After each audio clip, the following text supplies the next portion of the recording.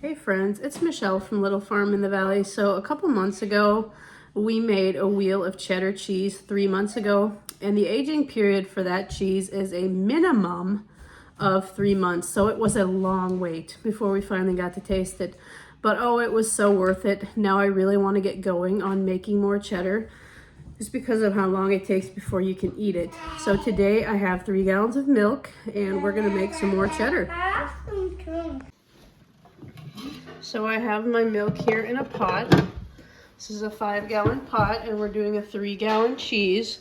So I'm gonna heat this on, I think I'll do maybe 4 or 5. And we're gonna bring the temperature to 86 degrees. So I have my thermometer. I like the thermometer with a probe, I guess.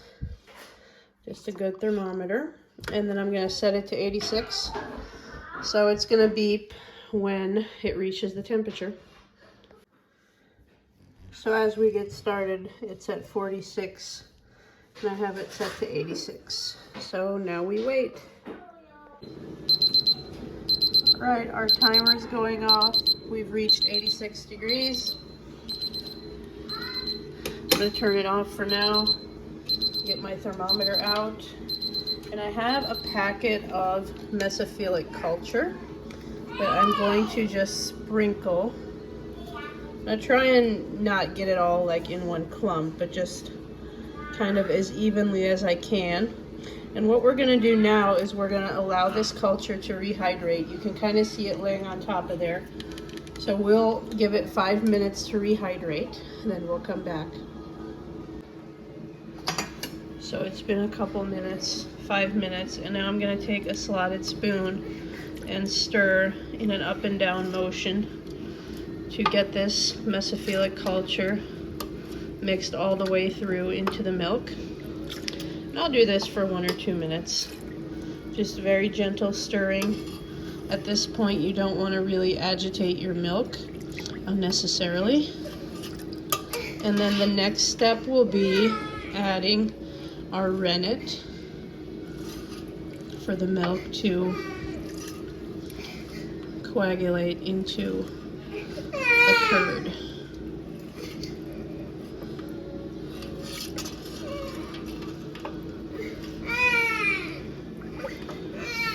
I'm gonna add my rennet now. This is what I use for rennet, and I bought this on Amazon. So I'm gonna do a half teaspoon of this. It says half teaspoon sets 2 gallons of milk in 45 minutes, but it works for 3 gallons too. So my recipe says to go with a half teaspoon. Okay, so there's my half teaspoon of rennet. And we will gently stir that in. Our milk is still turned off at this point. Mom. And then we're gonna put the lid on and just let it sit quietly for 45 minutes.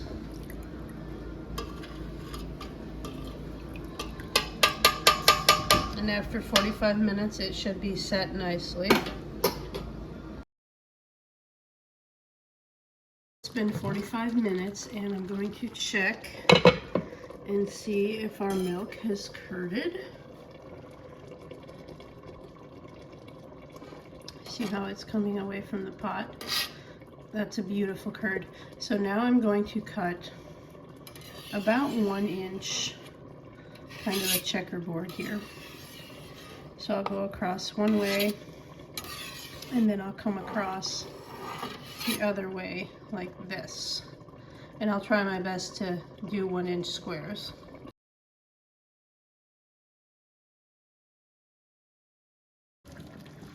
So there's my less than perfect checkerboard, but it's gonna work. So now we're gonna let this rest for 5 minutes. So after our 5-minute rest, I'm going to check the temperature of these curds. So the next step would be to slowly, very slowly bring the temperature.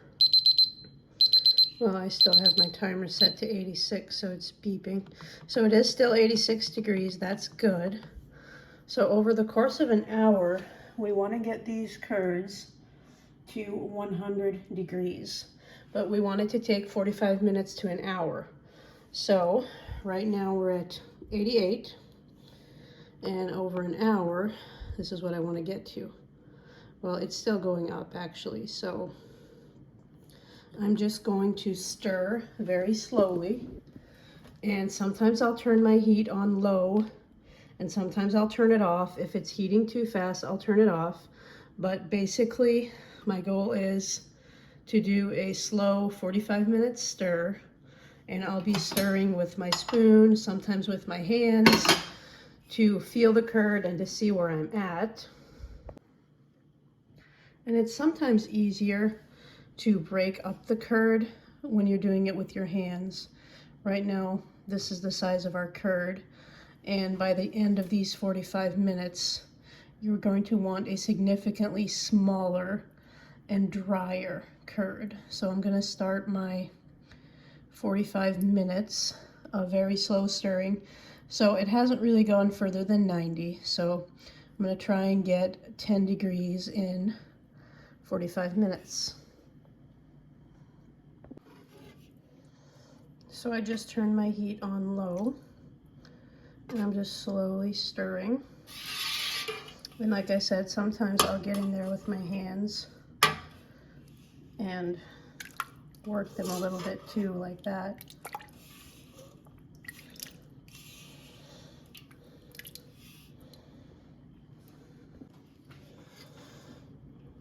So it's been about 5 minutes, and I'm just slowly stirring with my heat is on 1 right now, my burner, and it hasn't really gone up from that 90. But I just wanted to explain a little bit more as best I can, since I'm still fairly new at Cheddar. It's just a little complicated for me to explain, but what we're doing is we're slowly cooking the curd to dry it out. And I think what I'll do is just insert some slides here with a little bit of a write-up as to how I'm doing this and why I'm doing this, because it's still even a little bit hard for me to explain, I guess. But basically we are just slowly cooking the curd to dry it out. Because if your curd ends up being too wet, it could kind of leach during the aging process. But yeah, I'm probably going to make a mess of explaining what I'm doing, so I'll insert a few slides that kind of explain it in better terms than I can.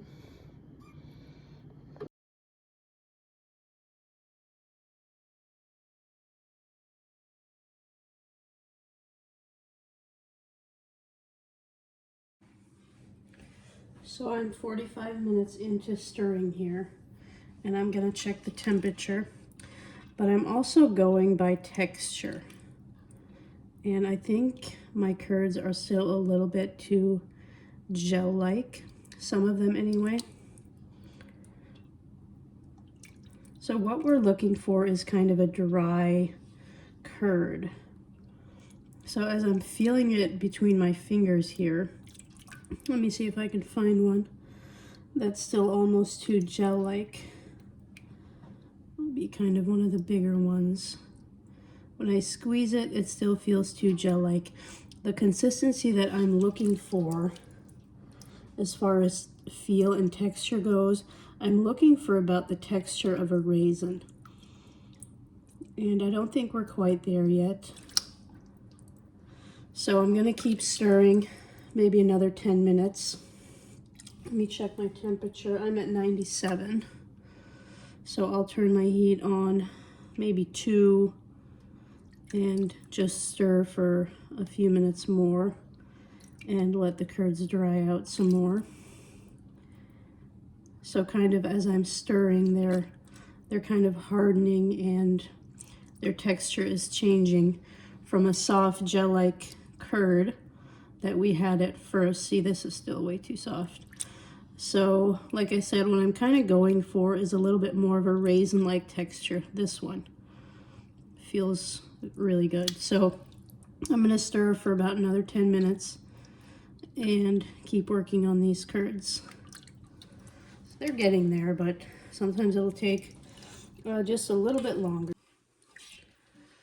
So after another couple minutes, about 10 minutes, I'm at 99 degrees and I feel a little bit better about what my curd is looking like. It definitely has a drier texture now, and it feels a little bit more, it feels tougher. It feels a little bit more like raisin-like than gummy-like. So I think I'm gonna move on to the next step, which would be to just turn off the heat and put the lid on and let it rest for 40 minutes. And in that resting process, the curds are gonna start to knit. I still see, you know, the occasional gel-like piece, but I'm a little bit pressed for time, so I think I need to move on to the next step here. Overall, I'd say they look pretty good. So I'm gonna turn off the heat and just let them sit in the whey. By the way, the whey is this liquid. This is the curd, and the whey is the liquid that they're in. So they're just gonna rest here in this warm whey for 40 minutes. So my timer went off for 40 minutes. So what I'm gonna do now is I'm gonna scoop the whey into a different pot and just kind of get it down to the level of the curd. So basically just getting where I can scoop off the top without grabbing any curds.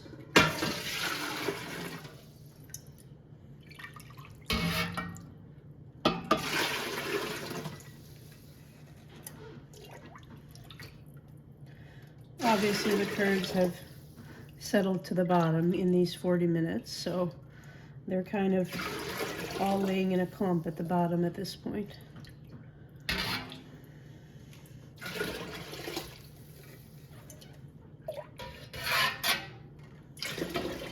The pigs are going to be really excited about this whey. There's nothing they wouldn't do for a little bit of whey. Alright, so I'm starting to see some curds, so I better stop. I need to keep some of the whey anyway, so I think I'm going to stop. Yep, I'm getting too many curds. Okay, so next I'm going to take a colander and start scooping curds into it. I just don't really have one that fits very well over this pot, but I'll just have to bear with it.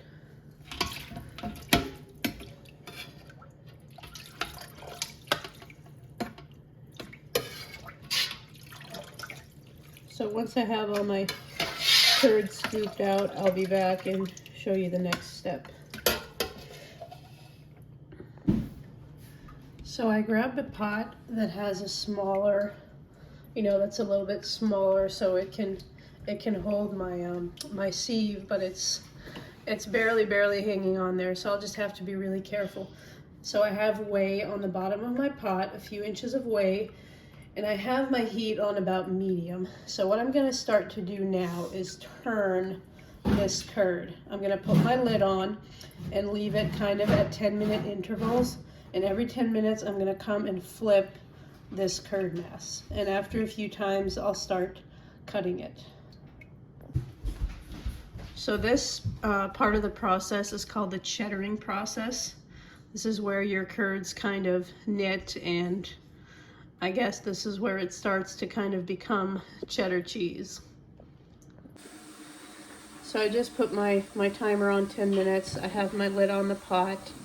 And so I have a cheese press that's like a designated cheese press, but that particular press that I have doesn't work well with cheddar because I can't get enough weight on it. A cheddar cheese likes to be pressed at like 80 pounds. So you need something that you can get a ton of weight on. So when I do cheddar, right now I'm just using a DIY cheese press, and I'll show you kind of how that's going to work. So I have this giant pot sitting on the counter, and in the pot, way on the bottom, I have like a cutting board. And then this is going to be kind of my mold. This is what I'm going to put my curds in. This is a cheesecake form. So that's going to go here. And then my cheesecloth with the actual curds in them is going to go in this mold, and I'll pack it in as best I can. And this is the bottom of my cheesecake pan. So that's going to kind of go on here like a lid. And then I'm going to start to stack as much weight as I possibly can on top of this DIY cheese press. It worked pretty well last time. And at the end of this video, I'll show you that wheel of cheddar that we made, and you'll get to kind of see the shape of it and how this press worked. So this is the first flip. I'm going to have to flip it out onto a plate because of how precariously it's hanging here, as you can see. Let me grab a plate.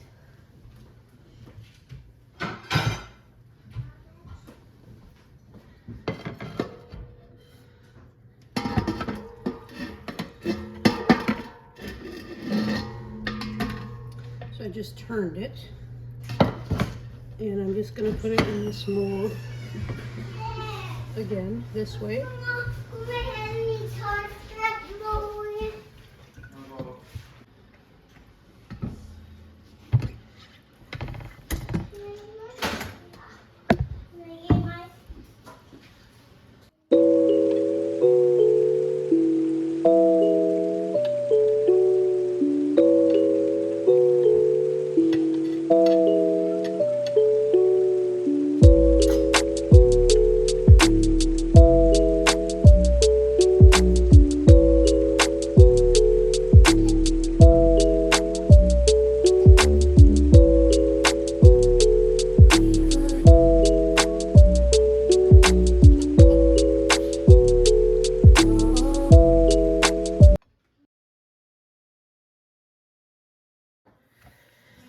So after a couple more flips, my curds have knit themselves together very nicely, and now I'm kind of cutting them into thick French fry type pieces, and from there I'm dumping them into a big bowl.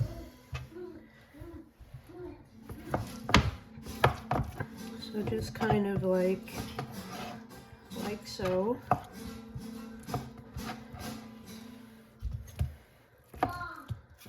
Huh?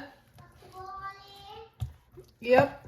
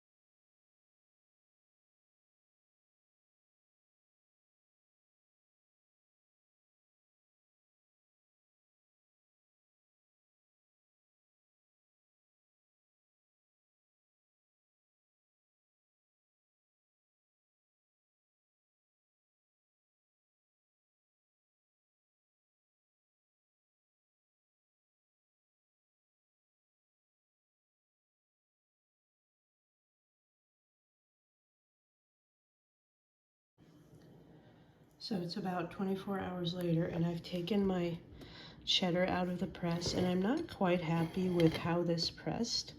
I don't think it knit itself together very nicely. The one that I made before was kind of nicer, more uniform. You couldn't see all these kind of cracks, but that's just how it goes sometimes. I wonder if I didn't dry my curd out a little bit too much maybe. But with a cheese like this, that's not pressed super nicely, you can't really wax it because the wax will like get in these cracks and stuff. But what you want to do is vacuum seal it. So I'm just going to let it dry for a day or so. It's already very dry, but it's been out overnight. So maybe by tonight, I'll vacuum seal that, and I will show you the wheel that I made before. It pressed itself a little bit nicer than this one, which is kind of what I was hoping for. So I'll show you kind of what I was hoping it would look like, but it might still be okay. It's just, you know, not the nicest pressing job. So this is the wheel of cheddar that we made 3 months ago. And you can see it's pressed a lot nicer than the one that I just did. So I kind of suspect I might have stirred my curd a little bit too long and let it dry out too much. I'm not sure. But anyway, this was more of what I was going for. So this is the one that we're currently eating that we made 3 months ago, and it is so delicious. And the reason it's white is because typically you can add a natural food dye called annatto to your cheddar cheeses. I happen to not have any, so I just leave it white. But this is such a delicious wheel of cheese that I really hope the other one turns out. I'm going to vacuum seal it once it dries and also age it for 3 months and hope that it turns out as delicious as this one. You can see there's not many gaps or holes in this one, and it's just pressed a lot nicer. And I used the same press, so it must have been something in the stirring that I did a little bit different. I think I stirred it longer, in my personal opinion. I think I stirred this one 10 or 15 minutes longer than I remember doing with this one. But anyway, hopefully it'll turn out and end up being a delicious cheddar anyway. So thank you guys for watching. If you enjoyed this video, as always, don't forget to like, share, and subscribe so you never miss a video, and we will talk to you soon.